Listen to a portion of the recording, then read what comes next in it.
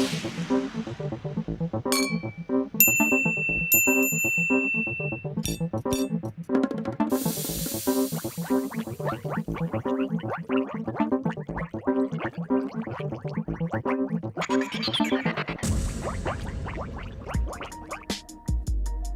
Bianca Brooks, a newsroom intern, and today we are on Youth Radio speaker series Brains Beakers, where we talk about how science and technology play out in the real world. Our guest today is Andy Jimenez, an Oscar-nominated Pixar animator. He's worked on your favorite Pixar movies, from The Incredibles to Toy Story 2 to his own short, One Man Band. Today he's going to talk to us about what it takes to make your favorite characters come to life and how he's gotten where he is today. Ladies and gentlemen, Andy Jimenez.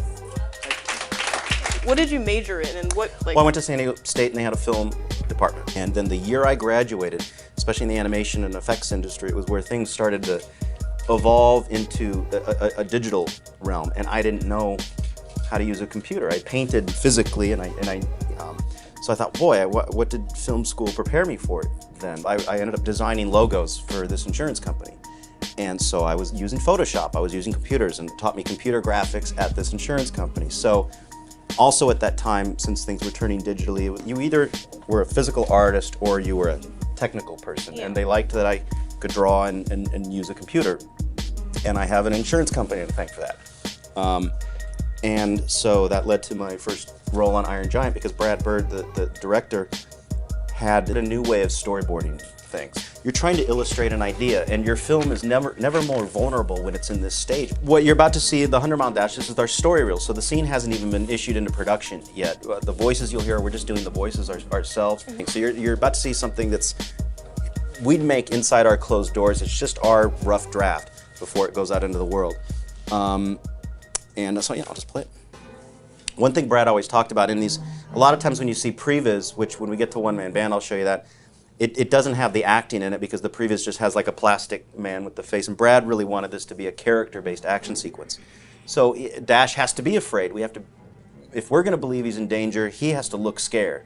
So we wanted our animatics to show what he was thinking and feeling. So imagine us trying to pitch this to get it made with just single held drawings that just had little arrows indicating what the camera was doing. So having all this movement really helped us. And there was a question once someone had about how long it takes us to do this. There's 92 shots in this sequence, and this took 2.5 weeks to produce.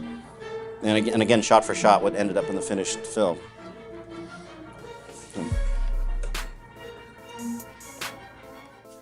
I know, they made, a whole system just to, reflect light off of a jellyfish. Mm-hmm. And, how do they make those systems? It would be the shading department. And what the shading department does is they control, how does a surface react to light? So my jeans have a rougher texture than this jacket. Well, that's shading. There's a whole department. The whole department for that. Simpler then, but the same thing is adding, how does light react on the skin of a jellyfish? I mean, the computer can do anything really and make anything look real. I remember on Finding Nemo, they went out and they would go to aquariums and actually take photos and look at things for real, and how a fish with light would those sort of iridescent scales or different types of fish that would be in the movie, they went and looked at real ones. The real work says, okay, well that looked really pretty, and if we were just going to paint it and sort of replicate it, that would be great. But no, we have to, with movement, we have to do this for real. I just want to ask you, what is your favorite visual effect in what movie and why? Any movie that relies on some of those old tricks, I think I gravitate towards. The model for Star Trek, the motion picture, the Enterprise, it's about, I think, 7 or 8 feet long. It's a work of art, if you've ever seen pictures of this miniature. And it's a real thing. It actually lights up. All the lights on the side of it in the docking bay, they used dental mirrors with flashlights shining in the dental mirrors to sort of get that exact edge of light like a real Navy ship would have in a dry dock or something. And I just was fascinated with those sort of techniques. Now the new Star Trek, Enterprise looks great. The paneling, the reflection, all the lens flare. It looks great, but I'm just less impressed because I know it's not a real thing that I can touch. The original Star Wars movies, all those models, when they blew up, they put firecrackers in real things and blew them up and shot them with cameras at high speed with wide-angle lenses. That's crazy to me. And now it's a digital thing that's not real. What advice would you give for someone who's interested in animation but can't draw very well? To be an animator, you need to be a filmmaker. You don't have to draw. Now, obviously, if you're going to be a traditional animator, yes, drawing is required.